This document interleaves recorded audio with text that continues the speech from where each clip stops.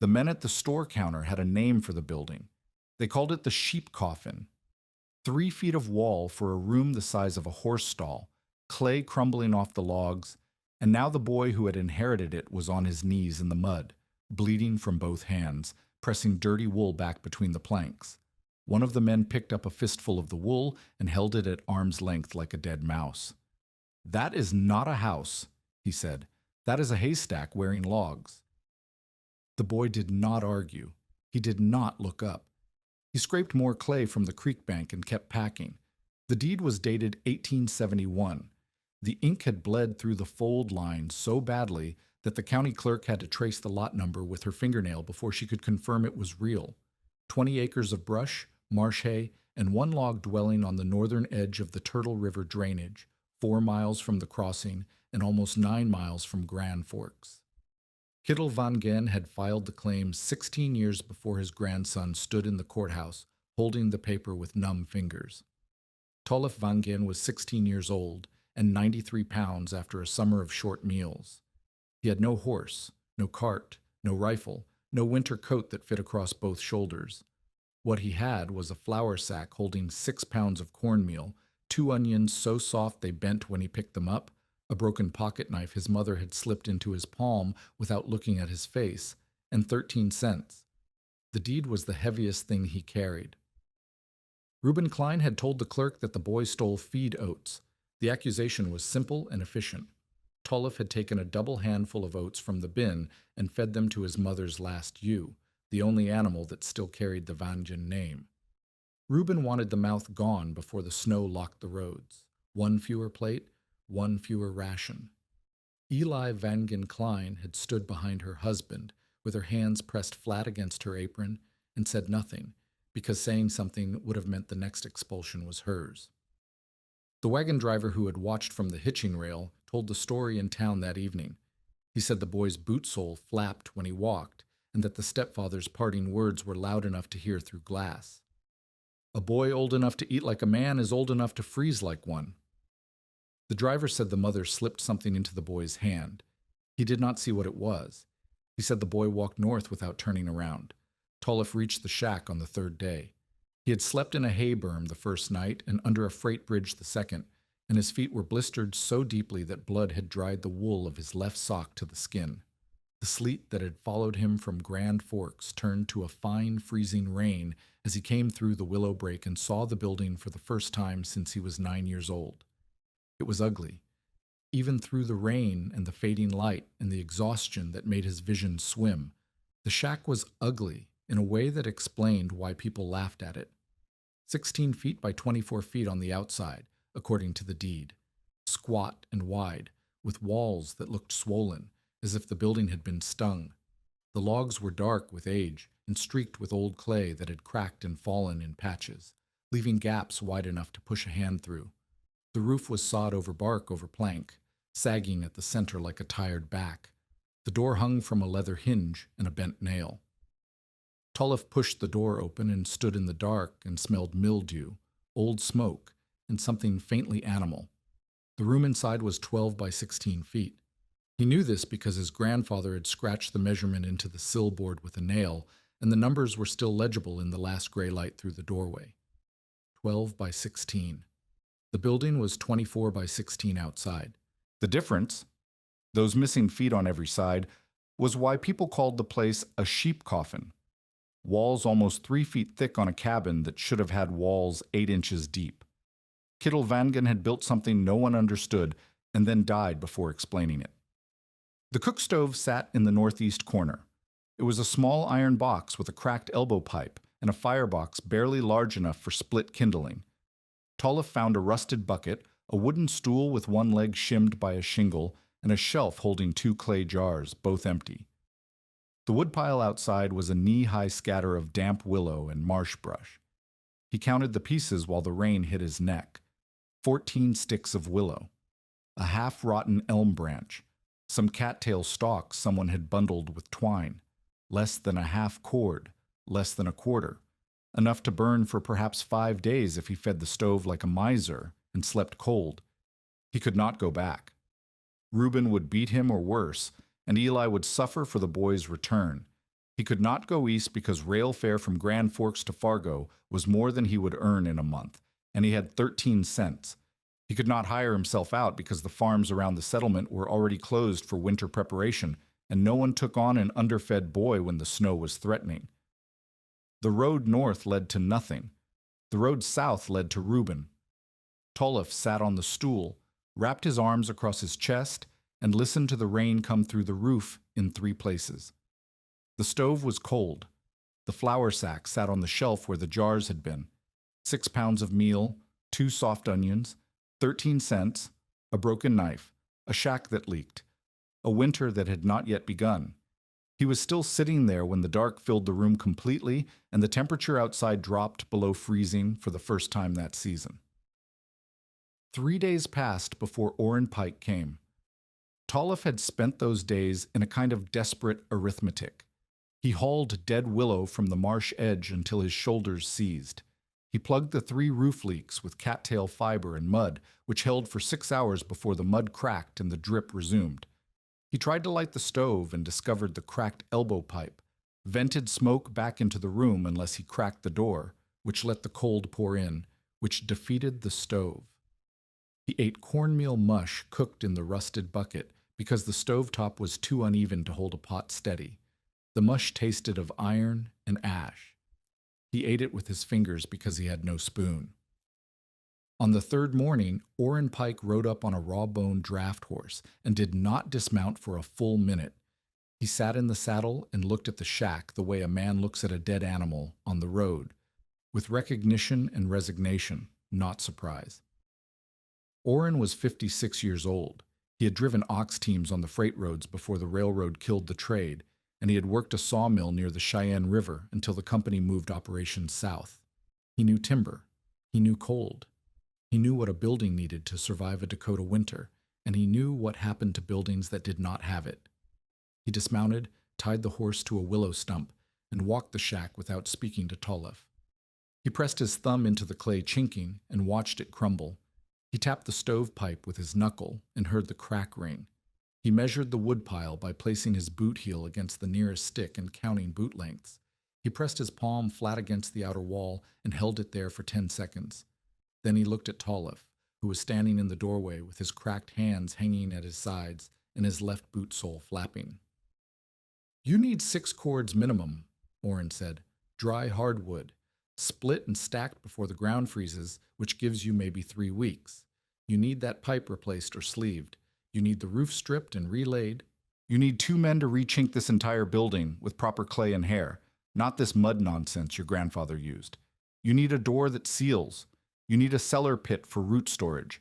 You need a water source that will not freeze before January." He paused. "You have none of it." Tolliff said nothing. "How much money do you have?"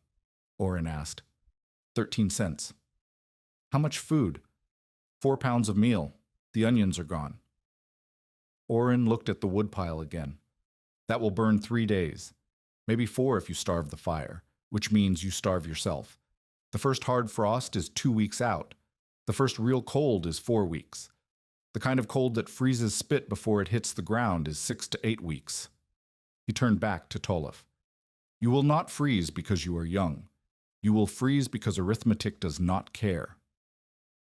Tolliff felt the words land in his chest like stones dropped into a well.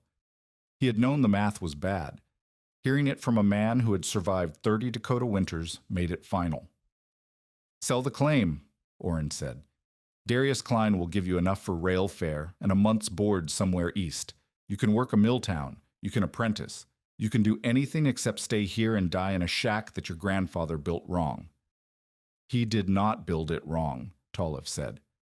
The words came out before he thought about them. He did not know why he said them. He did not yet know if they were true. Orrin looked at him for a long time. "Boy," he said, "that building has walls 3 feet thick and a room the size of a horse stall. Your grandfather was either drunk or stubborn past the point of sense, and either way the result is the same. You are living inside a mistake." Orrin mounted, turned the horse south, and rode away without looking back. Tolliff stood in the doorway and watched him go. The sleet had stopped. The sky was the color of a bruise. The willow sticks in the woodpile were so damp that when he picked one up, water ran down his wrist and into his sleeve. He went inside and closed the door. The broken pocket knife sat on the shelf beside the flour sack. He picked it up and opened the shorter blade, the one that still held an edge. He did not know what he was going to do with it. He only knew that Reuben wanted him to fail, Darius wanted his land, and Orrin had already counted him dead. The stove was cold. The room smelled like mildew and rain. Somewhere in the wall, something shifted. A dry rustling sound, like paper being crumpled slowly, and Tolef turned his head toward it. The windstorm hit on his 7th night. Tolef had spent the days between Orrin's visit and the storm in a grinding routine. Haul willow, feed the stove, patch the roof, haul more willow. His hands cracked at the knuckles and bled onto the bark he carried. His meals were cornmeal mush twice a day, each portion smaller than the last. The flour sack was lighter every morning. He weighed it by feel and guessed he had 12 days of food if he ate once a day instead of twice.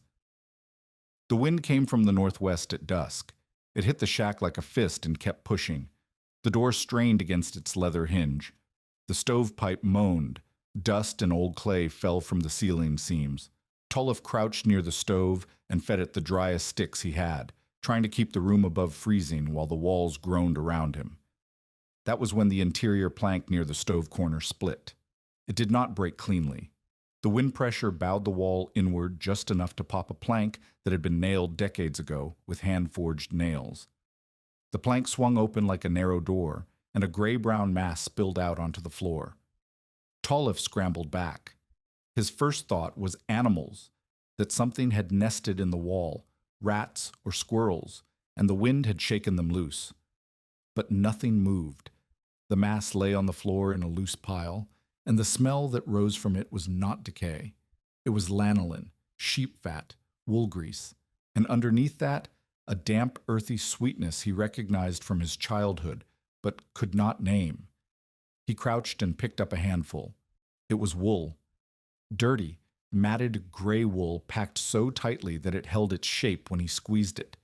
Mixed into the wool were clumps of something brown and fibrous, dried moss, compressed into layers. He pulled more from the gap, more wool, more moss, packed deep, packed solid, filling the entire cavity between the outer log wall and the inner plank. The wall was not a wall. It was a shell. Tolef knelt on the floor with sheep wool in both fists and the wind screaming outside and the stove popping behind him, and he remembered his grandfather's hands. He was 9 years old. They were in Kittle's workshop, and the old man was pressing loose wool into a cracked churn box. He set a warm stone inside the box and closed the lid. Then he waited. Then he opened it and made Tolef press his palm against the stone. It was still warm. The air inside the box was still warm. Heat does not stay because you beg it, Kittle had said. Heat stays where air cannot run. Tolef looked at the split plank. He looked at the wool on the floor. He looked at the gap in the wall, a dark cavity almost 28 inches deep, packed with the belly wool and dirty fleece that no spinner wanted and no farmer would waste barn space storing. The wool that Kittle Vangen had bought for pennies from sheep outfits along the Red River. The wool that Tolef, as a child, had assumed was trash hoarded by a strange old man. The shack was not built wrong. The shack was a box inside a box. He cut a 6-inch inspection hole in the adjacent plank with his pocket knife, working the shorter blade carefully because one snap would leave him with no tool at all. He pushed a willow rod into the cavity and measured. 28 inches of packed insulation. He moved to the south wall and cut another hole. Same depth. Same packing. Wool and dried moss layered together, the deeper material dry and springy, the material near the outer logs slightly damp where the clay chinking had failed. He could see the construction now. Outer logs sealed with clay and hair chinking. Behind the clay, a layer of bark, birch, and elm laid in overlapping sheets like shingles. Behind the bark, the packed insulation. Behind the insulation, the inner plank wall. 4 layers. The room was small because the walls were not walls. They were armor. Tolliff sat back on his heels and pressed the wool to his face. It was greasy and dirty, and smelled like every sheep pen he had ever stood in. It was the most valuable thing he had ever touched. The wind hit the shack again, and the door rattled, and a fine spray of ice crystals came through the gap at the sill. But the wool in his hands was dry. The inner layer was dry. The bark behind the insulation had caught the moisture and channeled it down and away, and the wool had sat protected for years, holding dead air in its fibers, doing nothing, waiting. Tolliff fed 2 more sticks into the stove and blocked the split plank with the stool and his flour sack. The room was 29 degrees. By the time the wind died at midnight, it was 41. The stove had not changed. The fuel had not changed. The only difference was that the cavity near the stove corner was no longer open. He did not sleep that night. He sat with his back against the south wall and felt the plank behind him and tried to understand what his grandfather had done and why no one had seen it. Maren Solheim saw the wool before Tolliff was ready to explain it. She was 19, sharp-jawed and practical in the way that farm daughters became practical when survival depended on knowing which task came first. Her family's cabin sat 1.5 miles south, a sod-roofed plank house that leaked in the spring and sweated in the summer, and turned into a dark, smoking box when the winter stove ran. She had come to check whether the boy from the courthouse was alive, partly because her mother had asked, and partly because she wanted to see the shack that everyone called a sheep coffin. She found Tolliff on his knees in front of the south wall, pushing wool back into a gap with both hands. Gray tufts clung to his shirt. His cracked fingers were dark with lanolin. The room smelled like a shearing pen. Maren stood in the doorway and watched him for a full 10 seconds before she spoke. "What are you doing?" Tolliff turned. His face was gaunt from 7 days of half rations, and his eyes had the flat brightness of someone who had not slept. "Fixing the wall," he said. Maren stepped inside and looked at the split plank, the exposed cavity, and the heap of dirty wool and dried moss on the floor. She picked up a handful and rubbed it between her fingers. She smelled it. She looked at the cavity. "Your grandfather put sheep wool in the walls," she said. It was not a question. "And moss, dried moss, packed between the wool." Maren dropped the handful. "Wool burns. Not inside a sealed wall. Mice nest in wool. I have pulled nests out of wool stores every spring since I was 8. They will eat it, soil it, and tunnel through it until the wall is half air and half droppings. The deep packing is clean. I checked. Damp wool rots. It holds water, and it rots and it stinks, and it turns to slime. I have seen what happens to fleece left in a barn corner over a wet summer." Tolliff did not have answers for all of it. He only had the willow rod measurement and the dry wool at depth, and the fact that the room had gained 12 degrees with no additional fuel once he blocked the split plank. Maren looked at the walls. She looked at the ceiling. She looked at the stove. "No house should have walls thick enough to swallow supplies," she said. "People will think hunger has made you foolish." "People already think that." Maren left without offering to help. She did not say she would return. She did not say she believed him. She said, "Do not let a spark reach that wool," and walked south into the afternoon cold. Tolliff watched her go, and then turned back to the wall. He had 6 inspection holes cut now, marked with charcoal on the inner planks. Every cavity he could reach was packed. The pattern was consistent: outer logs, clay chinking, bark layer, wool and moss fill, inner plank, except near the roofline, where he found something he did not understand. Small openings, roughly 3 inches square, covered with fitted clay plugs that crumbled when he touched them. He counted 4 along the north wall. They did not lead outside. They led into the cavity, and when he removed one plug and held his candle stub near the hole, the flame leaned sideways. Air was moving inside the wall. He did not know what the vents meant, but the pattern was too careful and too consistent to be accident or madness. Kittle had carved the openings with a chisel. He had fitted the plugs with deliberate, measured hands. Whatever the vents did, they were part of the design. Tolliff pushed the clay plugs back into place and knelt on the floor and thought about what he knew and what he did not know. He knew the walls were insulated. He knew the deep packing was dry. He knew the room held heat better when the cavity was sealed. He did not know why the vents existed. He did not know how the outer clay was supposed to work with the inner packing. He did not know whether the whole system could survive a real Dakota winter or whether one hard storm would drive snow through the failed chinking and soak the wool and turn his grandfather's design into a frozen sponge. He also knew that if he tore open too much wall to inspect, he would lose what little protection the shack still offered. And if he left the damaged sections unrepaired, wind and moisture would reach the insulation from outside and destroy it before he could use it. The choice was clear and terrible. Repair what he could, trust what he could not see, and hope that the old man's engineering held together long enough for the boy to understand it. Word reached Darius Klein's store by Saturday. Marin had not meant to spread it. She had mentioned the wool to her mother while patching a stove gasket, and her mother had told the neighbor woman who came for salt, and the neighbor woman had told her husband, and by Friday evening the men at Darius Klein's counter were laughing about it over tobacco and coffee. The boy in the sheep coffin had gone mad.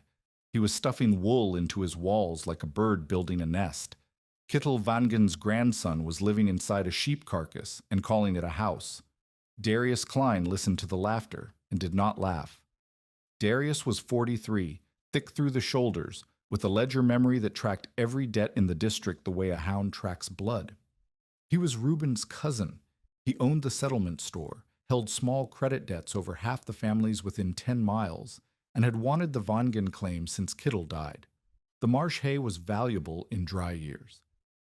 The shack sat near a potential corduroy road crossing that would double the land's worth if the county ever built one.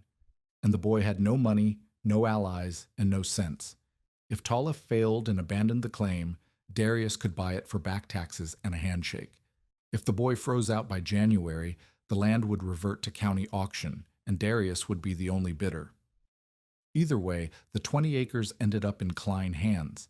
The only threat was if the boy somehow survived, because a living claimant with a deed was harder to move than a dead one.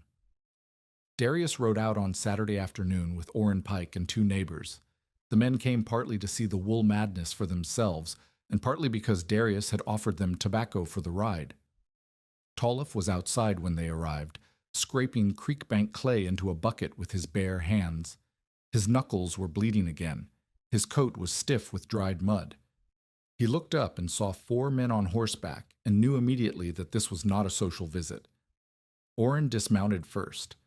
He walked to the south wall, where Tollef had left an inspection hole uncovered to let the cavity air out after a damp night. Orrin looked into the hole. He reached in and pulled out a fistful of wool. He smelled it, squeezed it, and dropped it on the ground. "You opened the wall," Orrin said. His voice was not amused. It was angry. "You had one shelter between you and December, and you tore holes in it. I'm repairing it. The plank split in the wind. I can see what you found, sheep wool and swamp rot. Your grandfather packed his walls with trash, and now you are kneeling in the mud playing with it instead of cutting wood." Darius dismounted. He picked up the wool Orrin had dropped and held it at arm's length between his thumb and forefinger like a dead mouse. "Your grandfather stuffed rot into a wall and called it wisdom," Darius said. He turned to the 2 neighbors. "You see this? This is what happens when a boy inherits land instead of earning it." Tollef stood with the clay bucket in his hands, and the blood on his knuckles drying in the cold air. "The inner packing is dry," he said. "The bark layer kept the moisture out. The room held 12 more degrees after I sealed the split plank. The wall works." Darius stepped closer. He was a head taller than Tollef and twice his weight. "Will you bet your mother's son on sheep dirt?" he said. "Will you stake your life on wool and moss because a dead man who could not build a straight room told you heat likes to hide?" Tollef did not answer. He could not answer because the truth was that he did not fully understand the design yet, and Darius could see it. "I will give you $12 for the claim," Darius said. "Cash, today. Enough for rail fare and a month of meals. You sign the deed over and walk away with money in your pocket and your life ahead of you." "No." 15. "No." Darius looked at Orrin. Orrin shrugged. The 2 neighbors were already laughing again, retelling the image to each other. The boy on his knees in the mud, bleeding, pressing sheep wool back into a wall while men on horseback watched. Darius mounted his horse. Before he turned south, he said, "Credit is closed. You owe nothing, and I will sell you nothing. When you are ready to be sensible, bring the deed." The blacksmith refused the stove hinge repair when Tolef walked to the settlement the next day. "Cash only," the man said, and looked away. A neighbor who had promised hay twine sent word through his wife that they could not afford the association. She did not say what association. She did not have to. Tolef walked back to the shack in the dark. The temperature had dropped since morning. He could see his breath in the starlight. He went inside and closed the door and stood in the dark room and listened to the wind pressing against the walls. He could not leave because leaving meant Darius got the land, and Reuben was right, and Kittle's work was erased, and Eli's son had proved himself worth exactly what a stepfather said he was: a mouth, a cost, a thing to be expelled. He knelt beside the south wall and pressed the spilled wool back into the cavity with fingers so cracked that the lanolin stung in the cuts. He sealed the plank with creek clay mixed with hair he cut from the dead ewe's hide, working by touch because his last candle stub had burned to nothing. The clay was cold. The hair was stiff. The wall accepted both. Outside, the first hard frost was settling across the marsh. The cattails cracked and went silent. The willow bark tightened. The ground began to ring when Tolef stamped on it. Tell us in the comments, have you ever been doubted by someone who did not understand what you were building? He needed knowledge he did not have. He needed someone who could look at Kittle's design and tell him whether it was brilliance or a dead man's folly. He needed help, and every person he had asked had either laughed, refused, or ridden away. But the wall was warm behind his hands. The clay plugs sat in their careful holes. The wool held air in its greasy fibers, and the air held heat, and the heat stayed. Somewhere, in a sod-roofed cabin a mile and a half south, Maren Solheim was telling her younger brother to stop asking about the sheep wall boy. And somewhere, on the wagon road between the settlement and the river crossing, a 61-year-old Norwegian widow named Ragna Moen was listening to Darius Klein joke about wool walls at the store counter, and she was not laughing. Ragna had known Kittel Vangen. She remembered the fleece. And the thing that bothered her about the joke was that none of the men laughing had ever asked why. Ragna Moen arrived on a Tuesday morning with a wool card in her apron pocket and a question on her face. She did not knock. She pushed the door open, stood on the threshold, and looked at the walls the way a woman looks at a quilt she recognizes, but did not sew. Her eyes moved from the patched plank near the stove to the charcoal marks around the inspection holes to the small pile of pulled wool drying near the heat. She did not look at Tolef for almost a full minute. Ragna was 61. She had come to Dakota Territory from Hardanger 23 years earlier with a husband who died of typhoid before their first crop came in. She had delivered 11 babies, buried 4 children who were not her own, spun enough wool to clothe a company of soldiers, and milked cows through winters that froze the pail to the stool. She was built like a fence post, narrow, upright, and impossible to push over. Her hands were the size of a child's, but the knuckles were thick, and the grip was the kind that came from decades of wringing, carding, and pulling.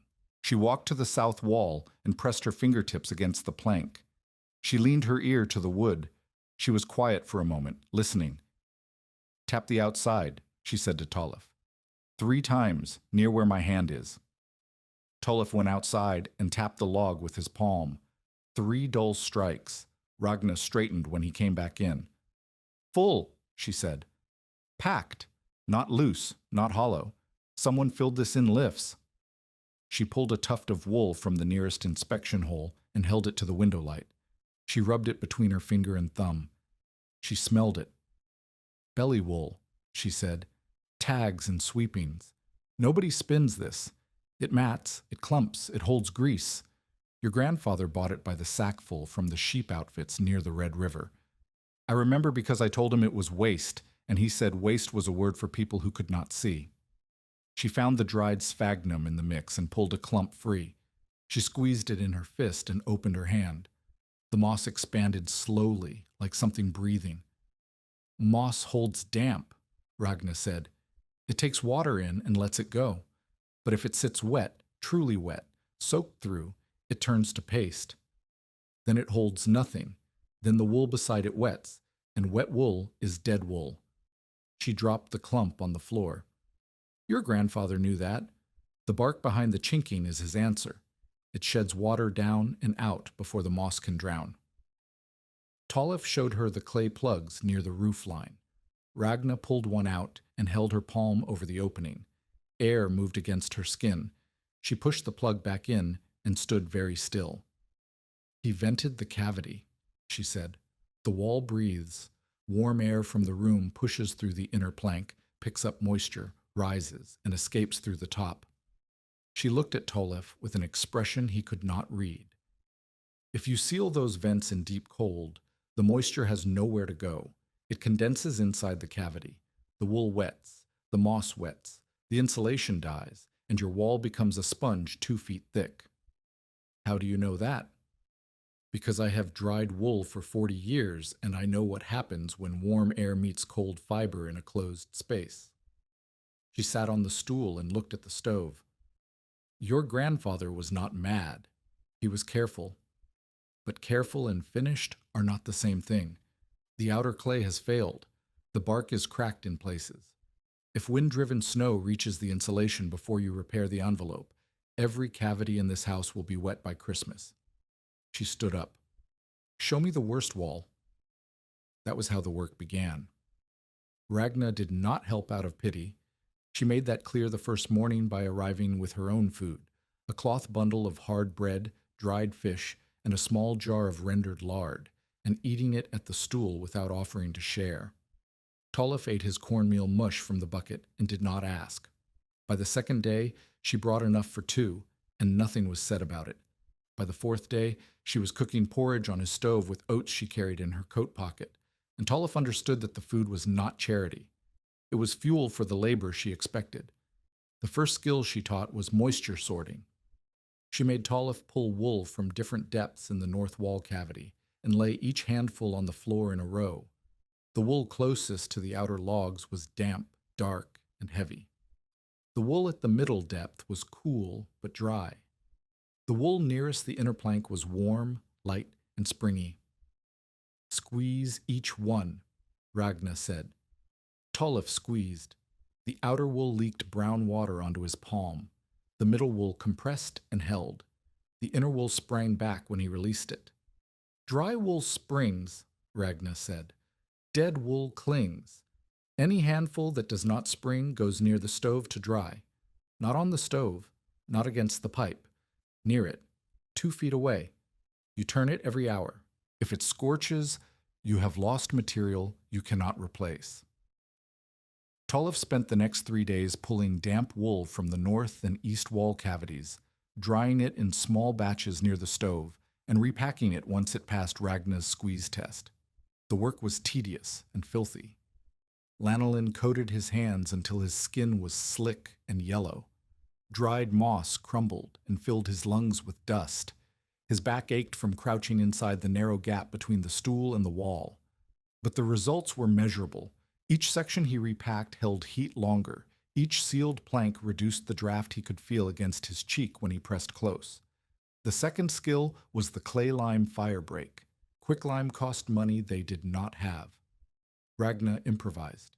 She mixed creek bank clay with wood ash from the stove, chopped hair from the dead ewe's hide, and coarse sand scraped from the riverbank. The mixture dried harder than clay alone and would not crack as fast in the heat. She made Tolif pack this mixture in a thick apron around the stovepipe and behind the cook stove, extending 2 handspans in every direction from the iron. No loose wool within 2 handspans of the stove. No moss within 2 handspans.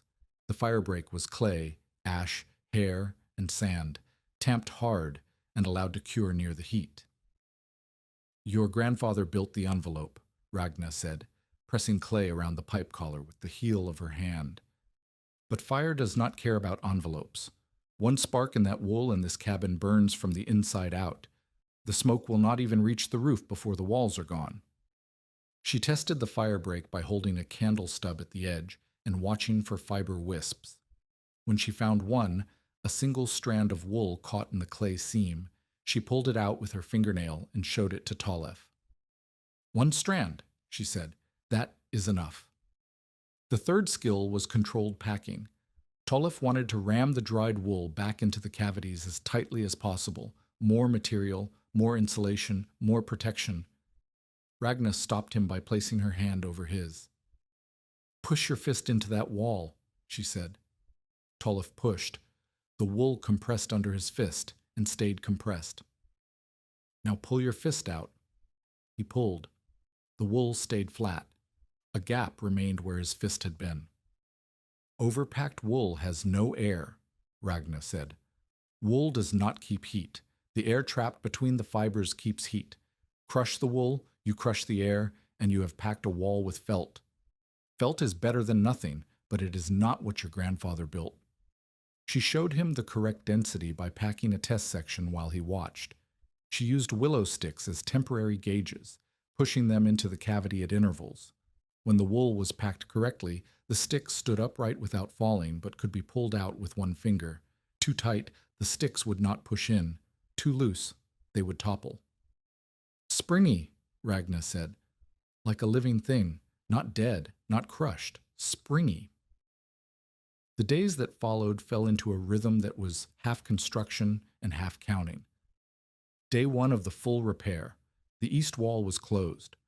Tolef repacked the cavity from floor to roofline, replaced cracked bark with fresh sheets cut from a deadfall elm, and sealed the inner plank with clay and hair chinking.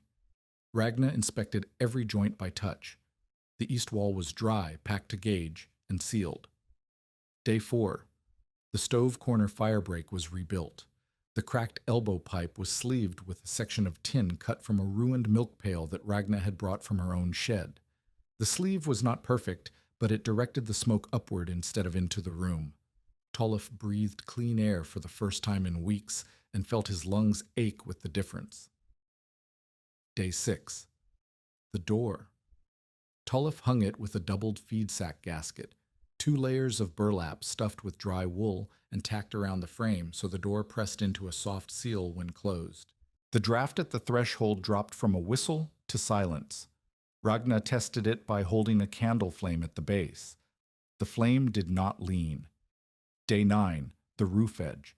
The sod over bark over plank had sagged and separated at the north side, creating a gap where rain and snow entered. Tolef patched it with fresh bark, mud mixed with straw, and salvaged boards pulled from a collapsed privy he found behind the willow brake. The repair was ugly. It held. Day 12. The high vents.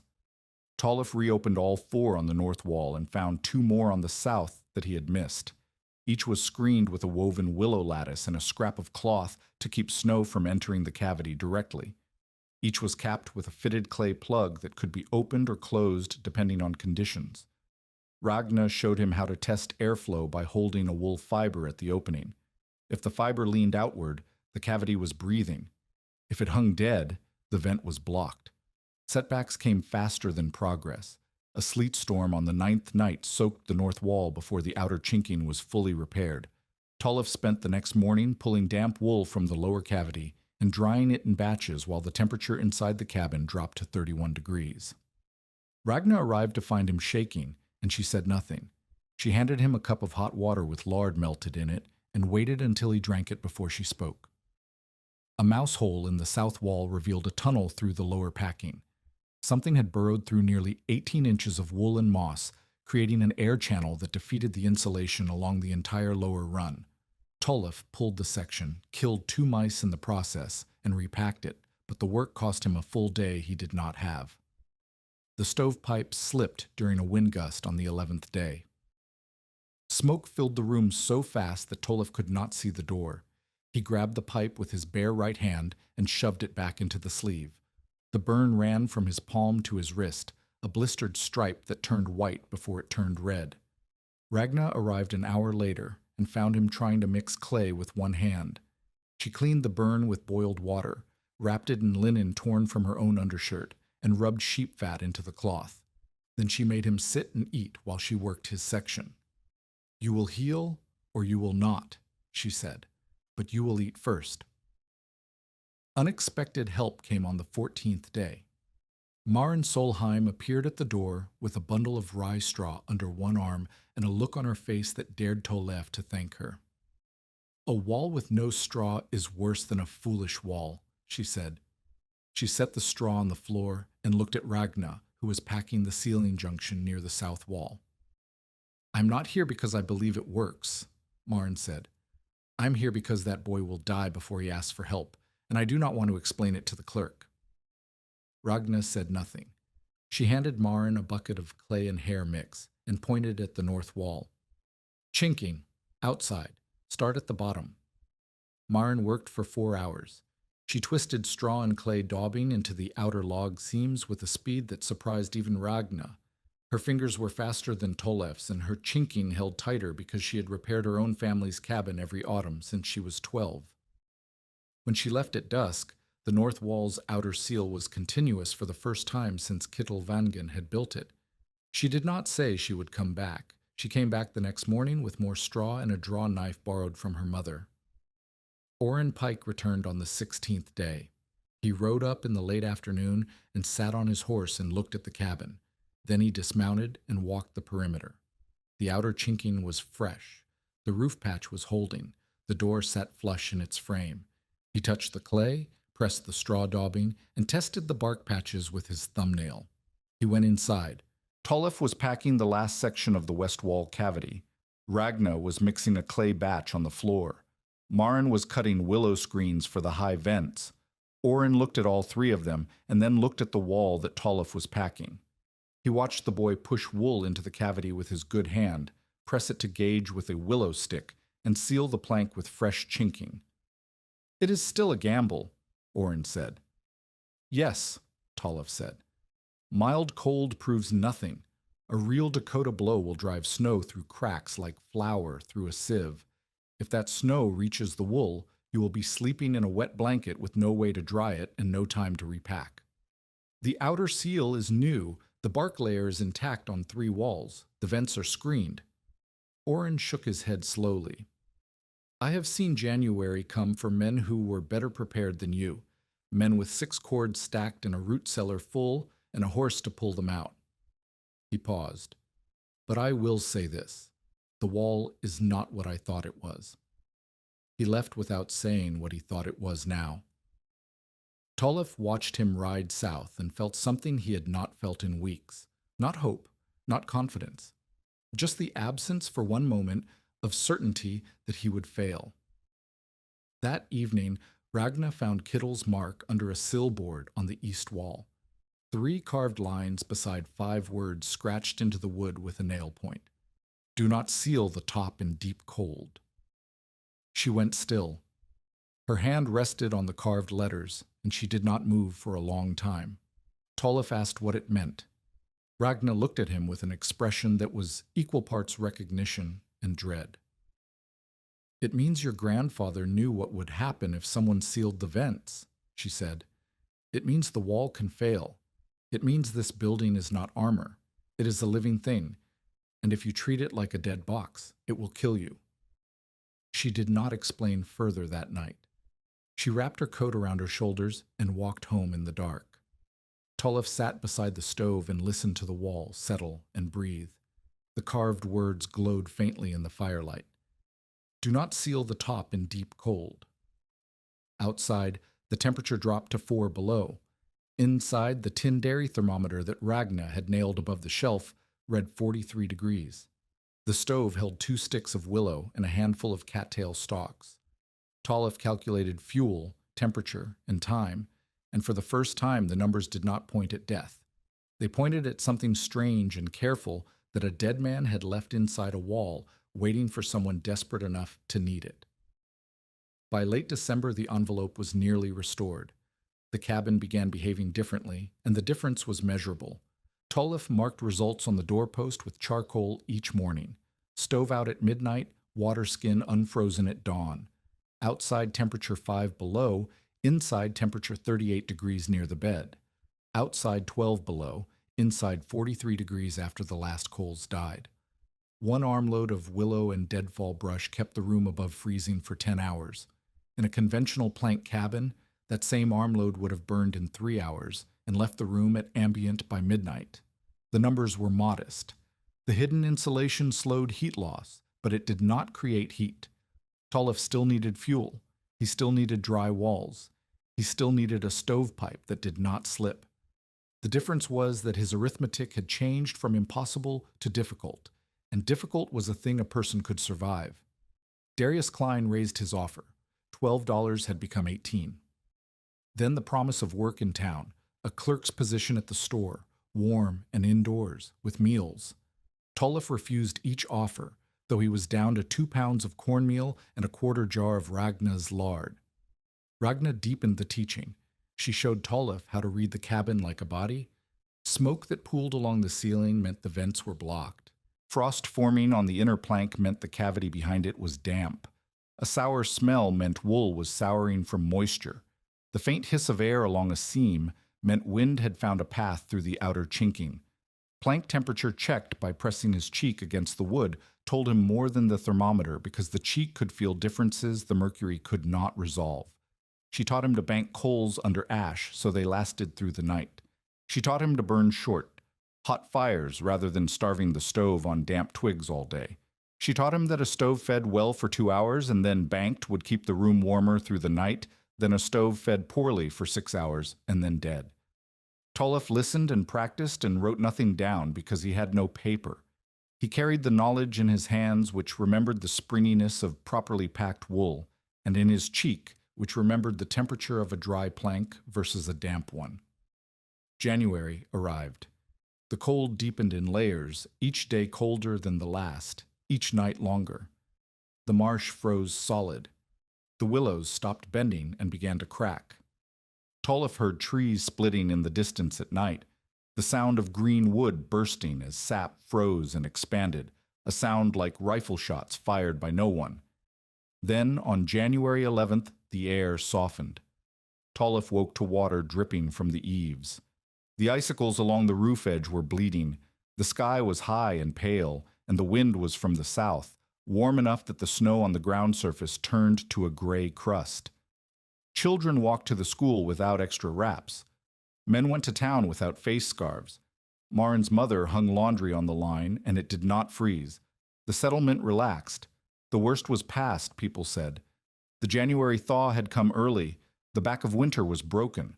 Ragna did not relax. She arrived at the cabin before dawn on the 12th and checked every vent, every seam, every plank. She tested the stovepipe. She looked at the sky through the south window for a long time. "The vents stay open," she said. "No matter what happens. If the cold comes back fast, the warm air in the cavity will condense. The wool will wet. You keep the vents open and let it breathe." "It is thawing," Tolliff said. Ragna looked at him. "Thaw before deep cold is not mercy," she said. "It is bait." She left to check her own cabin. Tolliff stood outside in the strange warmth and listened to the dripping and the bird song and the creak of softening ice. The morning felt almost kind.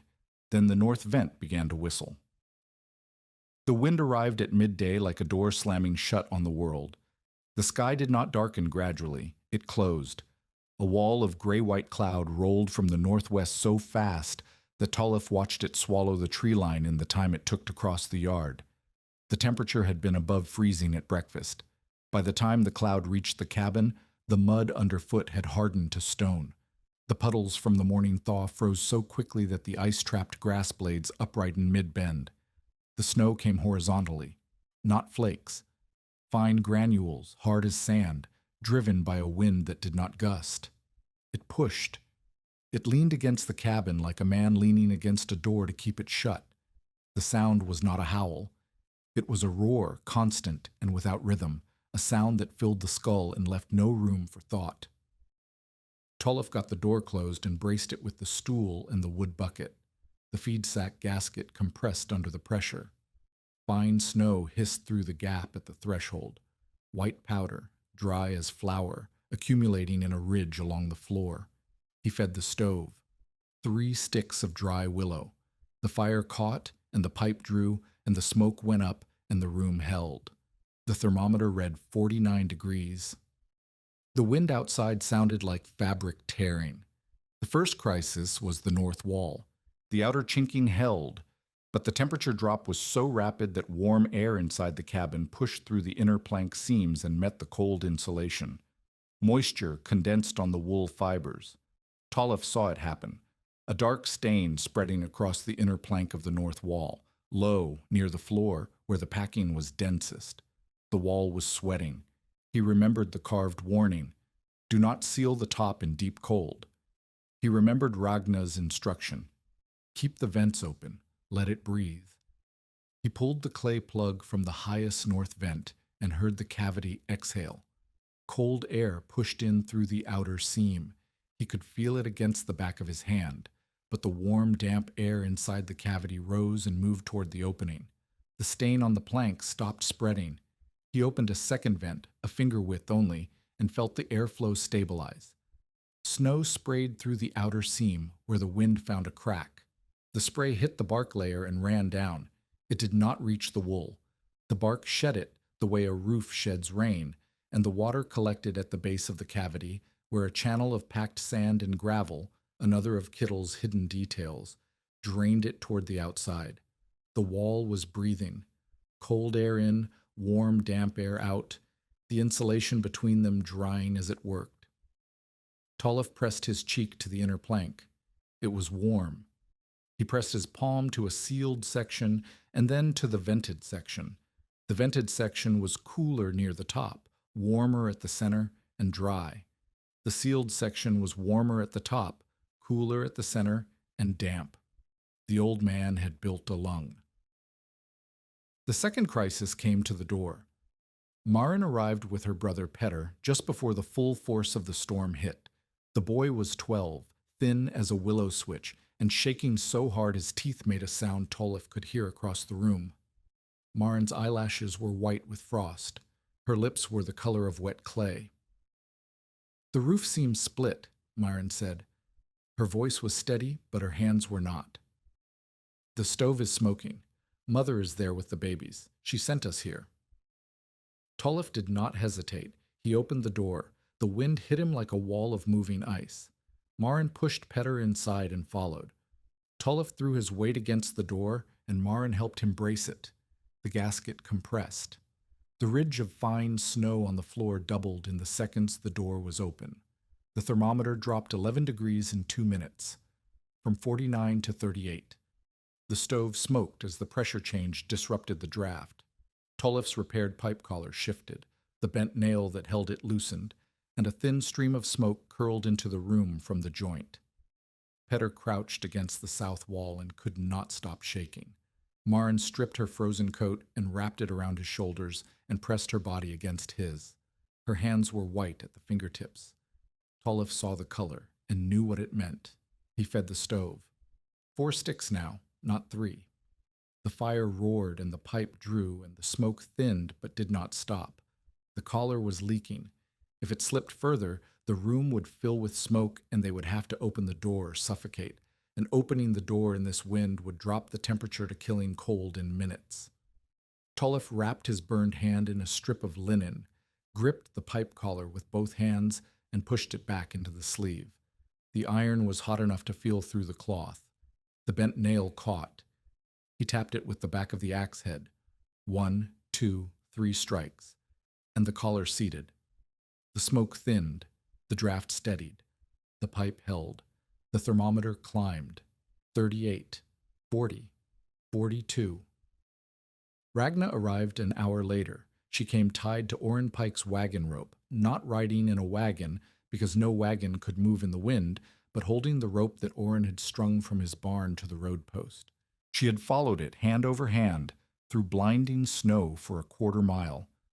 With her came 2 children from a family on the Turtle River Road, whose parents had sent them toward the settlement when the storm hit. The children were 7 and 9.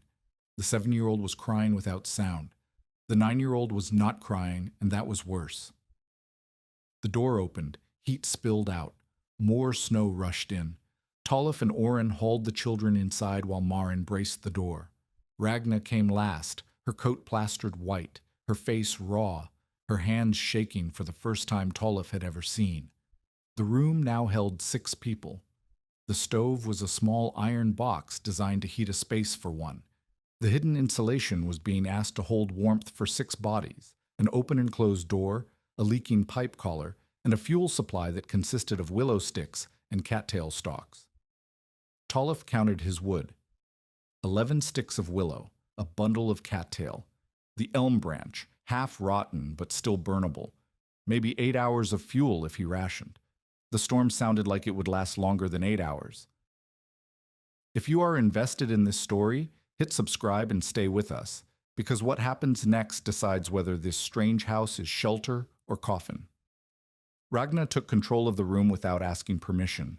She moved the children to the south wall, the warmest section, and sat them on the floor with Petter between them. She positioned Maren at the door with instructions to press the gasket tight whenever the wind surged. She checked the vents, still open, still breathing, and nodded once. "Feed the stove in quarter loads," she told Tolliff. "2 sticks at a time. Let them burn hot and then bank the coals before adding more. Short hot fires. The walls will hold the heat between burns." Tolliff fed 2 sticks. The fire caught hard, and the room temperature climbed. 42, 45, 48. The 6 bodies added their own warmth. The south wall held, the east wall held. The north wall, the problem wall, the sweating wall, held because the vents were open and the cavity was breathing. Outside, the world ended. The wind stripped snow from the open ground and drove it into drifts that buried fence lines. A claim shanty 2 miles west lost its roof paper, the tar-coated fabric peeled away like skin, and the family inside huddled around a stove that consumed their last split wood by nightfall and gave them nothing back because the walls were single-thickness plank with cracks a child could see through. Another family's sod roof collapsed under the weight of drifted snow, and they crawled through the gap and ran to a neighbor's dugout in the dark. Darius Klein was caught on the wagon road. He had ridden to the settlement to collect a debtor's harness payment and stayed too long at the store. The storm hit while he was 2 miles from home. His horse refused the wind. His sleigh drifted into a bank. He abandoned it, wrapped his face in his scarf, and walked toward the only light visible in the white darkness. The light was Tolliff's window. The oiled paper glowed faintly orange from the stove fire, and in the horizontal snow, it was the only thing in the world that was not white. Darius reached the door. Maren heard the pounding over the wind and looked at Tolliff. Tolliff looked at Ragna. Ragna said, "Open it." Darius came in covered in snow, his eyebrows frozen, his coat stiff, his hands so cold he could not unbend his fingers. He stood in the room that he had called a sheep carcass and a haystack wearing logs, and looked at the walls and the stove and the 6 people and the thermometer that read 53 degrees while the wind outside was killing everything it touched. He said nothing. He sat on the floor against the east wall and put his head in his hands. The worst came near midnight. Thomas Rudd, Darius's hired man, was found against the willow fence 30 yards from the cabin. Orrin had strung a rope from the door to the fence post so he could reach the brush pile without losing direction, and on his second trip for fuel, he stumbled over a body. Thomas was 19, face down, one mitten gone, his bare hand the color of tallow. He was breathing, but he was not conscious. Orrin shouted. Tolliff came out on the rope, and together they dragged Thomas through snow that was knee-deep in the sheltered spots and waist-deep in the drifts. The door opened again. More heat escaped. More snow entered. The thermometer dropped to 41. 8 people. 1 stove. Willow sticks and cattail. Ragna stripped Thomas's frozen coat and packed his body between the 2 children and Petter against the south wall. Maren rubbed his bare hand between hers until the fingers moved. The hand was white and hard, and when blood returned to the fingertips, Thomas screamed without opening his eyes. Tolliff sealed the door. He checked the vents. He fed the stove. 2 sticks, hot and fast. The fire roared. The pipe held. The room climbed. 41, 44, 47, 50, 53, 57, 60. 8 bodies, 1 stove, and the hidden wool between the walls. The south plank was warm to the touch. The east plank was warm. Even the north plank, the sweating wall, was dry now. The vents had done their work, and the cavity was breathing steadily, pulling damp air up and out while the wool held still air in its greasy fibers, and the still air held the heat that the stove and the bodies produced. Near the stove corner, where the clay and ash fire break separated the iron from the wool, the tin dairy thermometer touched 70 degrees. The 7-year-old stopped crying. The 9-year-old fell asleep. Petter's shaking slowed and then stopped. Orrin Pike stood in the center of the room and looked at the wall. He placed his palm flat against the inner plank, the same gesture he had made weeks earlier on the outside when he had declared the cabin a mistake. The plank was warm. Orrin pressed his ear to the wood. He listened. He stayed there for a long time. When he straightened, he looked at Tolliff with an expression the boy had never seen on the old freighter's face. "I hear nothing," Orrin said. "No wind inside the wall. Nothing." Tolliff had no speech ready. He had no triumph saved for this moment. He fed 3 more sticks into the stove and watched the room hold. Outside, the storm screamed against the logs and the clay and the bark and the wool and the moss, and none of it got through. Darius sat against the east wall with a blanket wrapped around his shoulders, his face half lit by the stove glow. He was alive because the building he had mocked was the only thing between him and the thing that was killing the world outside. The room smelled like wet wool, wood smoke, sweat, lard, and the faint sweetness of dry sphagnum. 8 people breathed in the amber dark. The walls breathed with them. The storm did not break until late the following morning. By then, Tolliff had burned every stick of willow, the elm branch, and the cattail bundle. The stove held its last coals under a thick layer of ash. The thermometer read 51 degrees. The room had never dropped below 40. No one had died. When the wind finally thinned enough to crack the door and see the world outside, the drifts were higher than the window. The willow fence was buried. The sky was white and still and utterly empty. The cold that followed the wind was the deep, settled cold of air that had nowhere to go and nothing to warm it. 30 below, then 35, then lower. The kind of cold that froze spit in the air and cracked the ice on standing water with sounds like gunshots. Tolliff stood in the doorway with his burned hand against the frame and his breath freezing on his collar, and looked at the buried world. Behind him, Orrin Pike was pulling on his boots. Marin was wrapping Petter in her dried coat. Ragna was checking Thomas Rudd's fingers, 2 of which were past saving. The cabin stood. The walls held. The wool was dry. The boy who had arrived with 13 cents and a broken pocket knife had just sheltered 8 people through the worst storm in Dakota Territory memory, in a building the settlement had called a sheep coffin, and no one outside the cabin knew yet. The drifts took 3 days to open. Men dug paths between cabins with grain shovels and bare hands.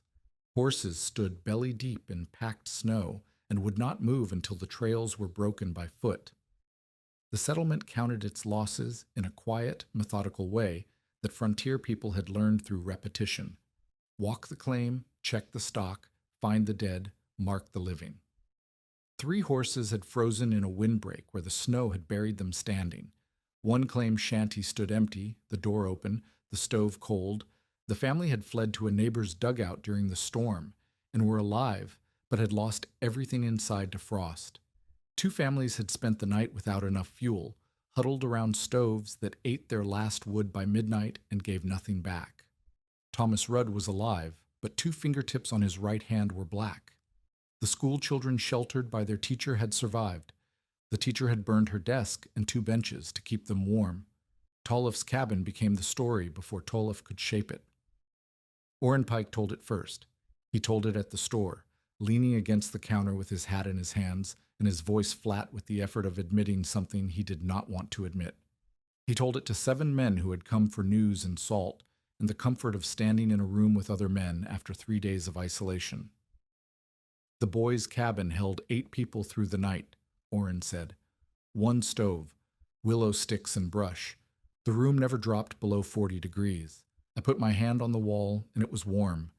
I put my ear to the plank and heard nothing. No wind, no draft, nothing. Someone asked about the wool. The wool is in the wall, Orrin said. packed between the logs and the inner plank, 28 inches of it mixed with dried moss. The old man built a box inside a box and filled the gap with dead air trapped in sheep fleece. I counted cords. His grandfather counted air. He paused. I was wrong. The words landed in the room like a stone dropped into a well.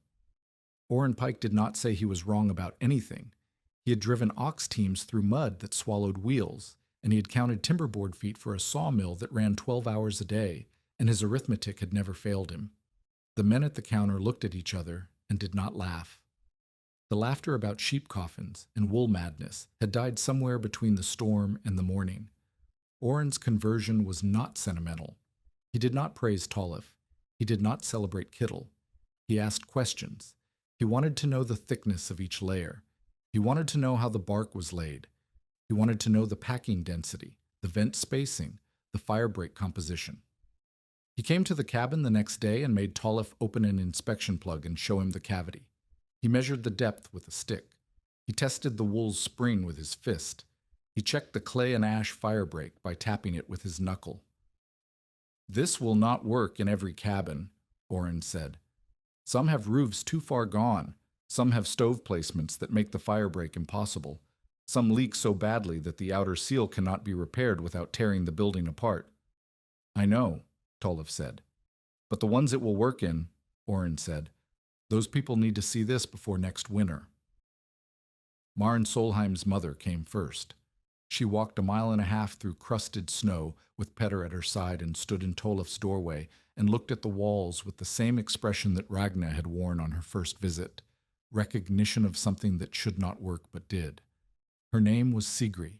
She was 44, and she had survived 11 Dakota winters in a sod-roofed plank cabin that froze water on the shelf by January and turned the air inside into something that tasted of smoke and iron. She had slept in her coat every night from November to March for 11 years. She had woken with frost in her hair. "Show me the wall," Sigri said. Tolliff showed her. He opened the inspection plug and pulled a tuft of wool and handed it to her. He showed her the bark layer, the clay chinking, the vent. He explained the packing density by squeezing the wool in her hand, springy, not crushed. He explained the firebreak by walking her to the stove corner and showing her the clay and ash apron. He explained the vent by holding a wool fiber at the opening and watching it lean outward. Sigrid listened and watched and said nothing for a long time. Then she said, "My roof leaks in 3 places. Can you do anything with that?" "Not a full envelope," Tolliff said. "But we can pack the ceiling space above the plank rafters, wool and moss between the boards and the sod, a bark layer to shed meltwater. It will not be Kittle's design, but it will slow the heat through the roof, and the roof is where you lose the most." "What do you need?" "Clay, dry straw, bark, and whatever waste wool you can find after shearing." Sigri nodded. "I have straw. I will bring it." She was the first. She was not the last. Over the following 2 weeks, 4 more families came. Each had a different cabin, a different problem, a different set of materials. Tolliff walked each property with Ragna at his side, and Maren carrying a square of birch bark on which she scratched notes with a nail point. Which walls faced north, where the stove sat, whether the roof leaked, whether the chinking was clay or mud or nothing at all, whether the lumber was green or seasoned, whether there was space between the outer wall and an inner surface to create a cavity. Tolliff refused payment. Ragna corrected him at the second house, in front of the family. "Knowledge can be shared freely," Ragna said. "Labor must be fed. If you want help with your walls, you bring clay, straw, or food for the people doing the work. This is not charity. This is trade." The rule held. Each family brought what they had. Clay from the creek bank, straw from the rye field, dried fish, oatmeal, a jar of lard, a piece of salt pork wrapped in cloth. Tolliff ate better in the 2 weeks after the storm than he had eaten in the 2 months before it. The measurable comparison spread through the settlement like a rumor, except this rumor had numbers. A conventional claim shanty with thin plank walls had burned a half cord of hardwood during the cold week, and still froze water on the shelf. Tollef's cabin had used less than a quarter of that, mostly willow brush and cattail, and held 8 people above 40 degrees through the worst night. The difference was not magic, it was arithmetic. The same arithmetic that Orrin had used to declare Tollef dead was now proving that Kittle's hidden wall changed the equation. Darius Klein's reaction was immediate and predictable. Within a week of the storm, Darius began telling men at the store that the wool wall method was the Klein improvement and that he could supply cleaned wool and credit for materials at fair terms. He had a wagon of damaged wool, fleece that had been stored wet and partially rotted, and he offered it at $2 per sack payable by spring. Ragna heard about it from Sigrid Solheim on a Saturday. She walked to the store the following Monday and found Darius behind the counter with 3 men examining a sack of his wool. "You supplied debt," Ragna said. Her voice carried through the store like a bell. "The old man supplied the wall. If you wish to sell wool, sell it honestly and call it wool, but do not put Klein on a thing you mocked until it saved your life." Darius's face went dark. The 3 men at the counter looked at the floor. Ragna bought a pound of salt and left. She did not look back. Darius did not stop. He could not stop because the method was creating demand for something he could sell, and Darius understood demand the way a dog understands a bone. But the settlement now knew who had built the wall and who had hidden behind it during the storm, and that knowledge had a weight that Darius's ledger could not erase.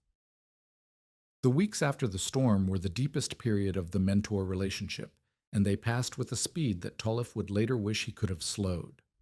Ragna and Tollef became collaborators. They worked side by side in other families' cabins, inspecting walls, testing chinking, planning retrofits. Ragna handled the wool, sorting, drying, testing density, because her hands knew fiber the way Orrin's hands knew timber. Tollef handled the structure, measuring cavities, cutting bark, packing clay, positioning vents. They argued about technique the way 2 craftspeople argue, with precision, with respect, and with the knowledge that the argument would make the work better. The first argument was about birch bark. Tollef wanted to use it for every moisture barrier because it was waterproof and flexible.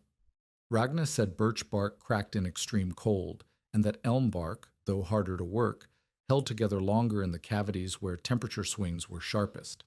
They tested both by leaving strips inside the wall of Sigrid's cabin and checking them weekly. Ragna was right. The birch cracked at the seam where warm air met cold. The elm held. The second argument was about vent placement. Tollef had followed Kittle's pattern, high vents near the roof line, but Ragna believed that low vents near the floor would improve drainage in cabins where the foundation sat in damp ground. Tollef disagreed because low vents would let cold air pool at the base of the cavity, creating a cold band along the floor where people slept. They argued for 2 days. Tollef won that one, but Ragna made him admit that a drainage channel at the base, packed sand and gravel, like the one Kittle had built, was the better solution for damp foundations. In the quiet hours between jobs, Ragna talked about herself, not as confession, as context. She had come from Hardanger as a girl of 19, with a husband who was strong and kind and dead within 18 months. She had stayed because leaving meant admitting she had crossed an ocean for nothing. She had learned to spin because spinning was the one skill that fed her through every season. She had delivered babies because no one else would walk through the dark to do it. She had buried 4 children who were not her own because their mothers could not bear to touch the small, cold bodies. "I did not become useful because I wanted to," Ragna said one evening, carding wool on the stool in Tollef's cabin while the stove crackled. "I became useful because being useful was the only thing that kept me from walking into the river." Tollef said nothing. He did not need to. He understood the kind of staying that was not chosen but endured, and Ragna saw that he understood, and that was enough. She taught him one more thing during those weeks, not a technique, a standard. She made him repair a section of wall in Marin's family cabin without her touching the work. Tollef packed the wool. Ragna watched. He packed too hard, the old habit, and the wool compressed against the bark and lost its spring. Ragna did not speak. She looked at him. Tullough paused. He looked at the wall, then at his hands, then at the wool. He pulled the packed section out and began again, lighter, letting the fibers hold their air. Ragna nodded once. "When I am not here," she said, "the wall must still breathe." Ragna fell ill in late March. She had delivered a baby at a homestead 3 miles west during a thaw that turned the roads to mud. The walk home took 5 hours through snow that was melting on the surface and freezing underneath, and by the time she reached her cabin, her boots were soaked through, and her cough had deepened into something that rattled when she breathed. She did not stop working immediately. She came to Tollef's cabin 2 days later and sorted wool for an hour before the cough bent her over the stool and she could not straighten. Tollef walked her home. She weighed almost nothing on his arm. The illness did not take her quickly. It settled into her chest and stayed, thinning her over the span of weeks. She grew lighter and quieter, and the cough became a sound that Tollef heard in his sleep. He brought her food. He brought her firewood. He repaired her stovepipe when it slipped, and he packed her doorframe with a wool gasket so the draft would not reach her bed. She continued to teach from the bed. When Tollef described a problem at a neighbor's cabin, a wall too damp to pack, a stove too close to a cavity, Ragna would close her eyes and think, and then give instructions that were precise enough to follow without seeing the house. She knew the physics of fiber and air and heat so deeply that she could diagnose a wall by description the way a doctor diagnosed a body by symptoms. In late April, she stopped eating. Tollef sat beside her bed and held her hand, which was the size of a child's hand and the temperature of the room, and Ragna looked at the ceiling and said, "Do not seal the top." Tollef thought she was talking about the vents. She was talking about the teaching. Do not seal the knowledge inside yourself. Let it breathe. Let it move. Let others carry it. She died on a morning in early May when the ice on the marsh was breaking up and the cattails were beginning to green at the base. Tollef was there. Maren was there. Orrin Pike came later and stood in the doorway and removed his hat and said nothing. Ragna's spinning wheel stood still in the corner of her cabin, the distaff holding a half-carded roll of gray wool that she had been working when the cough finally stopped her hands. The wool was soft and clean and smelled faintly of lanolin. The room smelled of dried moss and wood smoke and the particular stillness that follows a person who filled every space she entered. Tollef stood beside the wheel and put his hand on the wool and felt the fiber spring against his palm and did not move for a long time. He inherited her wool cards, not as property, as responsibility. He carried them back to his cabin and hung them on the wall beside Kittle's carved warning, and they stayed there for the rest of his life. The summer of 1888 passed in work that had a different shape than survival. Tollef was no longer building to save himself. He was building to teach. He refined the method through trial and repetition. Not every cabin could become Kittle's wall. Some needed only a wool straw door gasket that cost nothing but an hour of labor. Some needed ceiling packing above the plank rafters, wool and moss layered between the boards and the sod, which halved the heat loss through the roof. Some needed clay fire collars around the stovepipe, thick and cured and checked every autumn. Some should not receive wool at all because the roof leaked too badly and the insulation would be soaked before the first snow. Tollef built removable inspection plugs into every wall he repaired, small wooden caps that could be twisted out and replaced, allowing the homeowner to check the cavity for dampness, mouse damage, or settling without tearing the wall apart. He marked each plug with a carved arrow pointing up so future owners would know which direction to turn. He created a test for dryness that anyone could perform, a twist of paper left inside the wall overnight. If the paper was crisp in the morning, the cavity was dry enough to pack. If the paper was limp, the cavity was too damp. Fix the leak first, dry the space, then pack. He used charred plank shields behind stoves, boards blackened in the fire pit until the surface was carbon, which resisted heat better than raw wood. The shields sat between the stove and the wall, creating an air gap that kept the iron's radiant heat from reaching the insulation. He marked every vent with a carved arrow so future owners would not seal them shut. The arrows pointed outward. Beside each arrow, he scratched the same 5 words Kittel had carved: "Do not seal the top." The teaching happened through labor. Tolef showed Marin how to test packing density by squeezing wool in her palm. He showed her brother Petter how a loose handful sprang back and a dead handful stayed flat. He made Oren measure the difference between a draft crack and a breathing vent by holding a candle flame at each. The crack made the flame dance sideways. The vent made it lean gently outward. Information emerged through argument and demonstration, never through lecture. Marin's role expanded without ceremony. She became the record keeper because she was the only person in the group who could write clearly and quickly. On squares of birch bark and later on ledger paper that Tolef bought with money earned from hauling, she recorded which homes had dry roofs, safe stove clearances, working vents, and proper fire breaks. She wrote which homes still needed work and what materials were required. The ledger became the settlement's winter preparation inventory, and Marin carried it in her coat pocket like a doctor carries a case. Her partnership with Tolef grew through shared work. They walked from house to house together, inspecting chinking, testing vents, arguing about clay mixtures.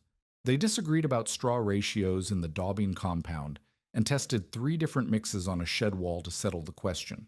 Tolef was right about the ratio. Marin was right about the application method. They combined both without discussing whose idea was better because the work was more interesting than the credit. The secondary crisis came in November of 1888, and it came wearing Darius Klein's voice. A widow named Beret Hogland lived alone in a claim shanty east of the settlement. She had attended one of Tolef's repair demonstrations in October and had gone home determined to insulate her own cabin. She had the wool, sweepings from a neighbor's shearing, and she had the clay and the straw. What she did not have was the fire break knowledge, because she had left the demonstration before Tolef reached that part of the lesson. Beret packed rags and loose wool against the wall behind her stove, not in a sealed cavity with bark and clay protection, against the bare plank within inches of the iron stove back. She sealed the gaps with clay but left no airspace, no fire collar, no charred plank shield. She had built a fire waiting to happen. On a cold night in the second week of November, the stove back heated the plank beyond the ignition point of the dry wool. The rags caught first, then the wool. The fire climbed the wall inside the cavity she had created, filling the space between the plank and the outer logs with smoke and flame before Beret smelled it. She woke to a wall that was hot to the touch and the sound of crackling inside the wood. She threw water on the plank. Steam exploded into the room. The fire did not stop. She screamed. A neighbor heard and came running. Together they pulled the stove away from the wall and pried the plank loose with an axe. The wool behind it was burning in a slow, thick smolder that produced more smoke than flame. They shoveled snow onto the cavity and stamped the burning rags and soaked the wall from outside. The cabin survived. Beret lost the stove side wall, 2 blankets, and the hearing in her left ear from the steam blast. The rest of the settlement lost its fragile confidence in the wool wall method. Darius moved within a day. He stood at his counter and told every man who came for supplies that the wool walls were a death trap. "I told you from the start," Darius said. "Sheep wool in a wall is a fire built in advance. The boy's grandfather put rotten fuel inside his house, and the boy is teaching others to do the same. Beret Hogland nearly burned alive. Who is next?" The accusation spread. 2 families who had scheduled repair work with Tolef sent word that they would wait. A third asked whether the wool could be pulled from the walls they had already packed. Fear is faster than fire, and Darius fed it with the efficiency of a man who understood that Tolef's method threatened his credit business more than any competitor. Tolef heard about it from Marin, who heard about it from her mother, who heard about it at the store. He walked to Beret Hogland's cabin that afternoon and looked at the burned wall. He did not speak for several minutes. He measured the distance between the stove back and the packed rags. 4 inches. He found the remains of the clay seal, no air gap, no fire collar, no charred shield. He found loose wool stuffed directly against raw plank with no bark barrier and no vent. Marin arrived while he was kneeling beside the burned cavity. Oren arrived an hour later, called by a neighbor who wanted an authority's opinion on whether the method was safe. Tolif stood in Beret Hogland's cabin and spoke clearly enough for Oren, Marin, and Beret to hear. The wool was packed against bare plank 4 inches from the stove iron, he said. There was no fire break, no fire collar, no charred shield, no air gap. The rags were touching the wall. This is not what the method requires. This is what happens when the method is followed halfway. Oren examined the wall himself. He measured the stove distance. He found the ash remains of rags that had been pressed directly against wood. He looked at Beret. Did anyone show you the fire break? Oren asked. Beret shook her head. I left before that part. I thought I understood enough. You understood the warmth, Oren said. You did not understand the danger. Tolif did not blame Beret. He did not blame the method. He did what Ragnar would have done. He rebuilt the corner. He tore out the burned plank and the charred wool. He cut fresh bark from the elm stand. He built a new fire break, clay, ash, hair, and sand, packing it 2 handspans deep around the stove back and pipe. He set a charred plank shield in the gap between the stove and the new wall, creating an air buffer that radiant heat would cross slowly. He packed the cavity with dried wool at the correct density, not against the shield but behind the bark, with the full layered envelope restored.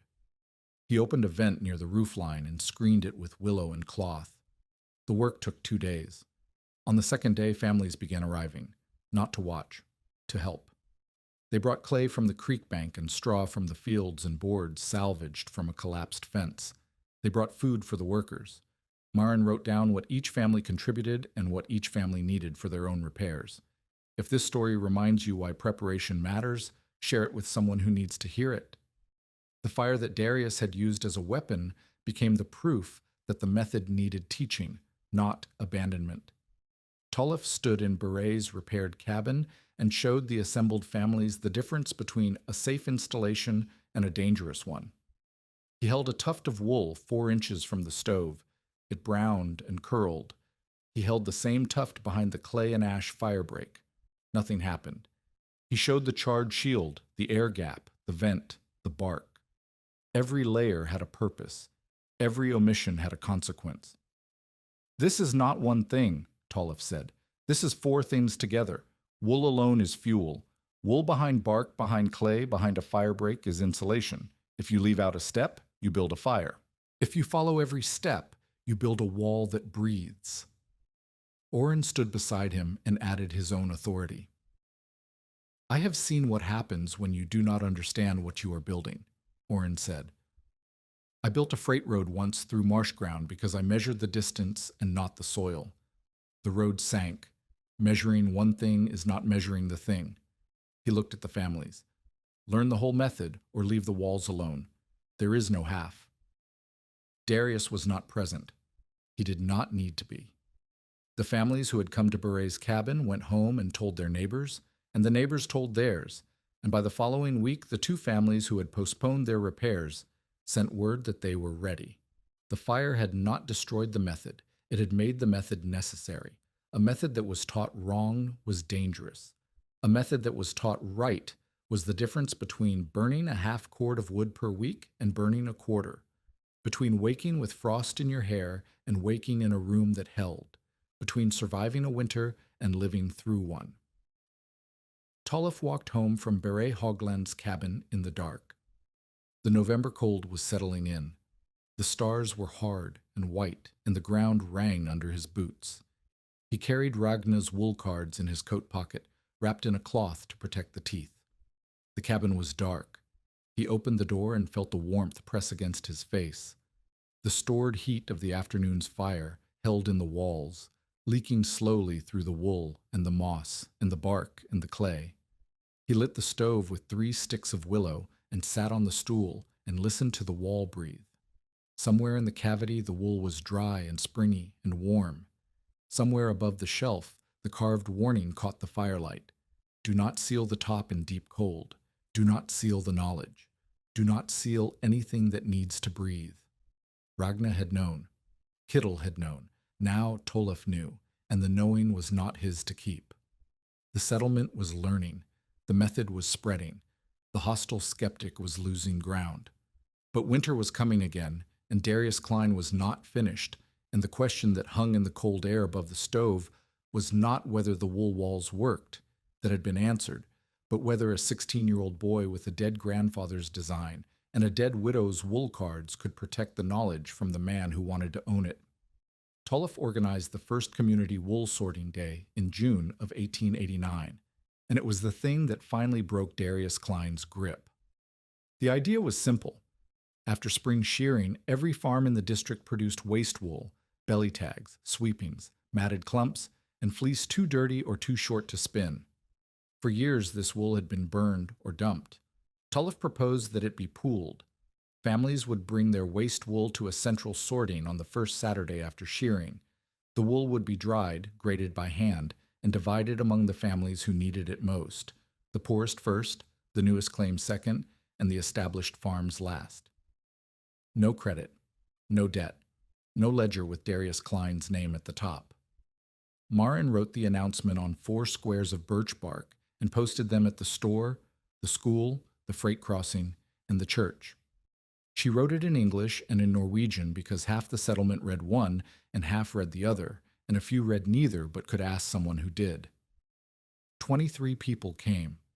They spread wool on canvas tarps laid across the grass behind Ragna's old cabin, which Tulloch had cleaned and repaired as a winter preparation shed. Women sorted the wool by hand, pulling burrs and dung and vegetable matter from the fleece, and laying the clean fiber in rows graded by quality. Men split willow for vent screens and mixed clay and ash daubing compound in buckets. Children carried water and twisted straw for chinking material. Tulloch worked the sorting line beside Marin. His hands moved through the wool with a speed and certainty that would have surprised anyone who had seen him 6 months earlier, crouching in the dark with cracked knuckles and a broken pocket knife. He could grade a handful by touch now, the way Ragna had taught him, squeezing once to test spring, rubbing between finger and thumb to check for lanolin content, smelling for the sour edge that meant moisture damage. His burned hand had healed into a smooth scar that ran from palm to wrist, and the scar tissue was tougher than the surrounding skin, which meant his right hand could grip hot iron and rough bark without flinching. The poorest families received their shares first. 3 sacks each of graded wool, enough to pack a ceiling cavity or a door gasket or a single wall section. Tulloch assigned the shares based on Marin's ledger, which recorded which homes had the worst heat loss and which had the most urgent needs. The assignments were not generous. They were precise. Each family received what their specific cabin required and not a handful more. Darius watched from his store porch. He had set out his own sacks of damaged wool with a price card. $2 per sack. Credit available, and no one had touched them. The community was sorting its own wool for free, and the sorting was better than anything Darius could offer because Tulloch's grading was expert, and Darius's sacks were unsorted rot. By noon, Darius's wool sacks were still sitting on his porch untouched. By afternoon, he had taken them inside. He did not speak to Tulloch that day. He did not need to. The settlement had chosen, and the choice was visible in the empty porch and the full tarps, and the sound of 23 people working together on a thing that Darius had tried to sell them. The winter preparation shed became the center of the method's spread.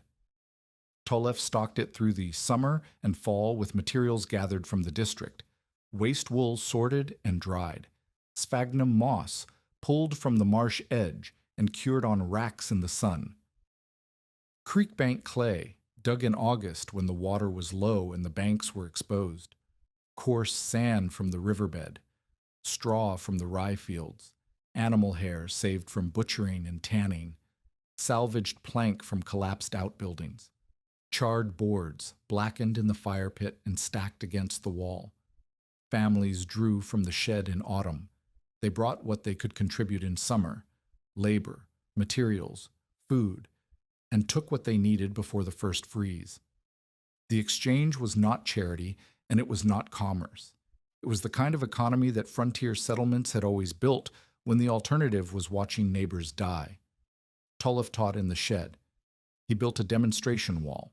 a half section of log and plank with a visible cavity that he could open and close, and used it to show new families the full method. He packed wool while they watched.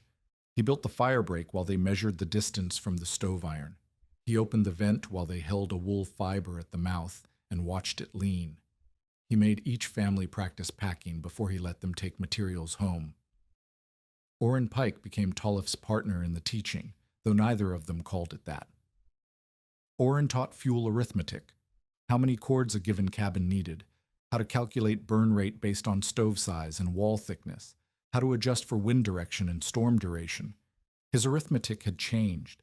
It now included the insulation factor that Kittle's design had added to the equation, and the numbers came out different. A well-sealed cabin with packed walls needed half the fuel of a bare plank shanty. Orrin could prove it with boot lengths of woodpile, and proof was the only language he trusted. Marrin kept the ledger. By November of 1889, it recorded 41 entries, each home's wall condition, roof status, stove clearance, vent placement, and fire break inspection date. She organized the entries by priority: homes with children first, homes with elderly or sick occupants. Second, homes with adequate existing shelter last. The ledger became the settlement's winter preparation checklist, recited at the church before the first hard freeze, the way other settlements recited prayers. Darius Klein's reckoning came in January of 1889, and it came through his own walls. His storehouse sat behind the main store building, a plank structure 16 feet square, poorly chinked, heated by a cast iron stove that Darius fed with split oak because he could afford it. The storehouse held flour, kerosene, dried goods, seed stock, and the credit ledgers that were his real inventory.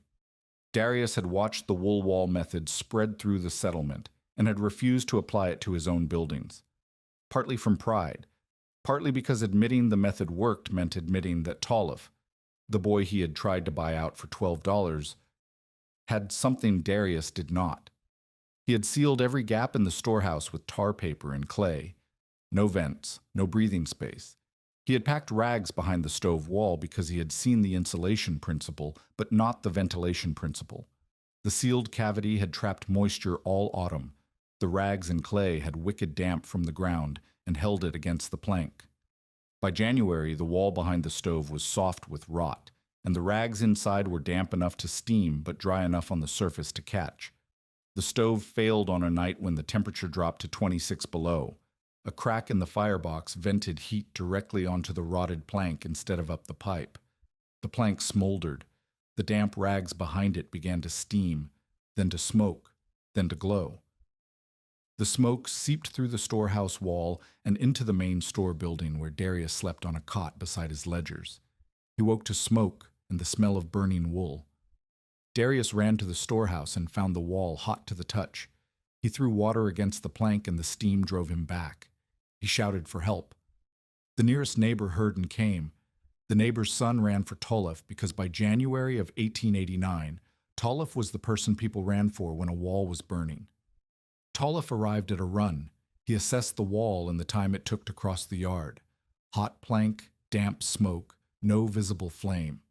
The fire was inside the cavity, smoldering in the sealed space, eating the rotten wood and the damp rags from the inside out. If it reached the kerosene stores, the building would go up and take the store with it. If the store burned, half the settlement's winter supplies burned with it. Tollef gave orders, and men listened.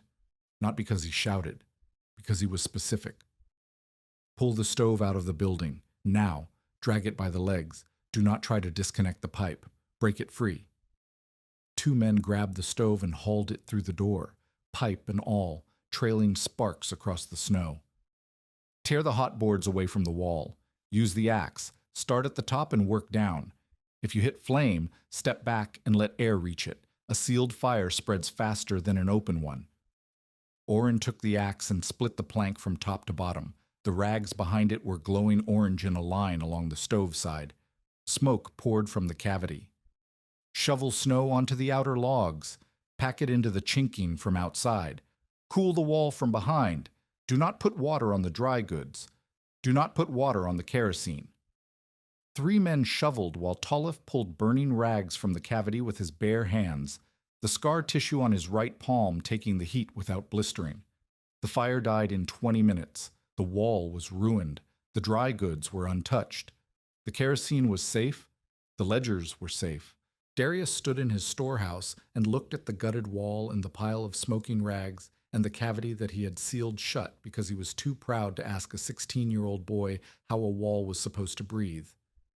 Tolef said nothing. He did not gloat. He did not explain. He waited. The silence lasted a long time. Oren was there. Marin was there. Half the settlement was there, standing in the snow in their coats and boots, watching the smoke thin in the January air. Darius looked at Tolef. "Tell me what to pull down," he said. The words cost him something visible. His jaw was tight and his hands were fists at his sides, and the admission was not grace. It was gravity. The weight of evidence pressing a proud man into a shape he had not chosen. Tolef told him, "Pull the remaining rags, strip the rotted plank, let the cavity dry for a week, then rebuild with bark, dried wool, clay firebreak, charred shield, and vents. The full method, every step." Darius nodded once. He did not thank Tolef. He did not apologize for the mockery or the credit cutoff, or the attempts to buy the claim or the lies about the fire at Barry Hoagland's cabin. He turned to Thomas Rudd, who was standing at the edge of the crowd with his damaged right hand tucked inside his coat. "Your debt is clear," Darius said. "Tell the clerk." Thomas looked at Darius, and then at Tolef, and then at the gutted wall. He said nothing. He nodded and walked away through the snow. Darius's final words to Tolef came a week later, when Tolef returned to inspect the dried cavity before the rebuild. Darius was standing inside the storehouse, looking at the bare logs where the wall had been. "Your grandfather built ugly," Darius said. He did not look at Tolef when he spoke. I will grant him that much, but not stupid. It was the closest thing to respect that Darius Klein had ever given to anyone who was not holding money. Tolef accepted it by saying nothing and beginning to pack the bark. Marin Solheim did not court Tolef Vangen. Tolef Vangen did not court Marin Solheim. What happened between them was closer to a current than a decision, a thing that had been moving since the night she arrived at his door with her brother freezing against her shoulder, and that gained strength through every wall they packed and every argument they had about clay ratios and every mile they walked together through the settlement carrying the ledger and the wool cards. The courtship, if it could be called that, was built from tools and tasks. Tolef sharpened Marin's mother's draw knife and returned it with an edge so fine that Sigri ran her thumb along it and looked at him for a moment longer than necessary. Marin brought Tolef a ream of ledger paper she had bought from a trader passing through real paper lined with a pasteboard cover, and he held it in his hands like a man holding a book he had not known he needed. They walked from house to house through the autumn of 1889, inspecting chinking and testing vents and recording the results in Marin's ledger. They disagreed about whether lime could substitute for ash in the firebreak compound and tested 3 mixtures on the back wall of the winter preparation shed. They agreed about vent spacing and bark sourcing and the importance of the paper twist dryness test, and the agreement was comfortable in the way that shared work makes things comfortable, not because the people are alike, but because the work reveals who each person is. Darius offered Marin a paid position, keeping books at the store. The offer was genuine.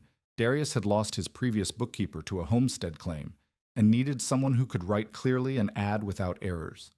The pay was steady. The work was warm. Marin refused. She told her mother it was because the hours were wrong. She told Tolef it was because the ledger she already kept was more important than Darius's accounts. She did not tell either of them that the real reason was that the winter preparation she'd smelled like lanolin and dried moss and wood smoke, and the store smelled like kerosene and debt. She helped Tolef set up the shed for the second winter season. They organized the wool stores by grade. They mixed and stored daubing compound in clay crocks. They built a second demonstration wall section so 2 families could practice packing at the same time. The shed was small, and the work was close, and their shoulders touched while reaching for the same wool sack, and Marin did not step away, and Tolef did not step away, and the moment passed without comment, but not without notice. They married in the spring of 1890. The service was small, Lutheran, held at the church, attended by Sigri, Petter, Orrin Pike, and 11 families who had received insulation repairs from Tolef and Marin's work crew. Orrin stood as witness. He wore his good coat and held his hat in his hands and said, when the minister asked if anyone objected, "I objected to the wall. I was wrong about that too." Nobody laughed. Everyone understood. The years that followed compressed the way frontier years do, seasons blurring into patterns of work and weather, the details sharp at the edges and soft in the middle. Tolef and Marin had 3 children, 2 girls and a boy, born across 4 years, each one arriving in a cabin that was warm enough to keep a newborn alive through a Dakota January. The boy, born in 1893, was named Kittle.